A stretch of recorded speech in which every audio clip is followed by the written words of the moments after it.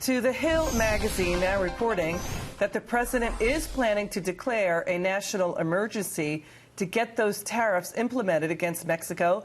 Let's bring in the former ambassador to Mexico, to the Honduras, the Philippines, the UN, and Iraq.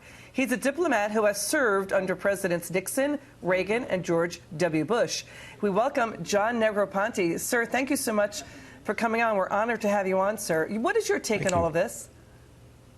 Well, I mean, I think we're just coming down to the wire here. The president's signaling that they're going to go forward with these tariffs, but at the same time, he's always allowed a little space, allowed the possibility of not pulling the trigger if they get the negotiating outcome they want. And so you could even have a situation where the tariffs would be declared, but wouldn't yet go into effect for a number of days, which might allow that much more time for negotiating with the country of Mexico. But I think the Mexicans are making an effort to try and accommodate our concerns and want to come to some kind of understanding on measures that can be taken to keep these people from coming into our country and for helping deal with the asylum issue either in Mexico or in Guatemala and Honduras by keeping people from crossing the border from Central America, from Guatemala into Mexico as much as they are. So, I mean, it's 50-50 at the moment, I think.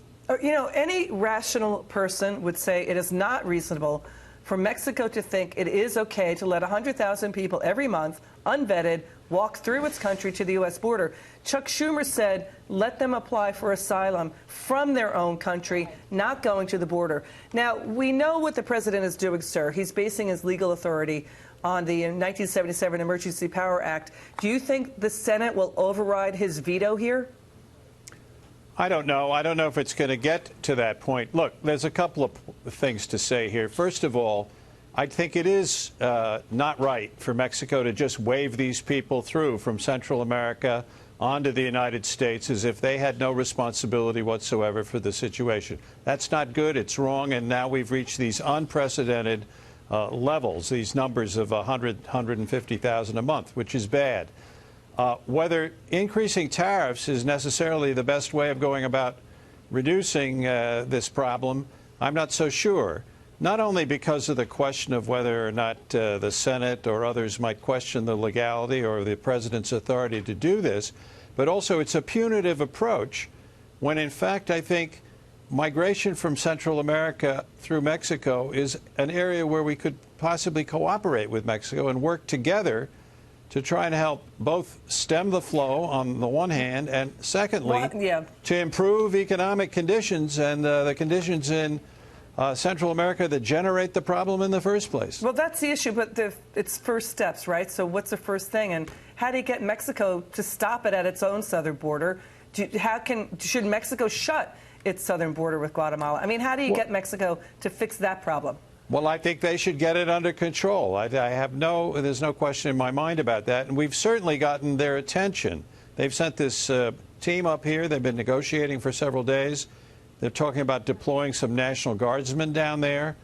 I think they're moving, but the president wants to be assured that they really are going to take effective measures. As I said again, there's room for reaching an agreement here, even in the short period of time left. Yep. But it's going to be a cliffhanger. Ambassador, you know, you've been... I'm sure of that. You've been a diplomat for decades.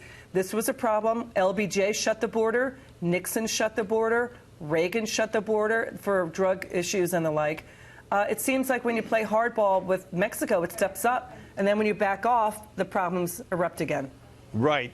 But on the other hand, if you hurt them with these tariffs, and let's say they roll all the way up to 25% over a period of time on imports from Mexico, there are going to be deleterious economic effects on both sides of the border, unfortunately. It's not only in Mexico itself. We're going to be, to some extent, shooting ourselves economically, at least, in the foot. I hope it doesn't come to that. Ambassador, thank you so much for joining us. Thank you. It's been an honor. Thank you so much.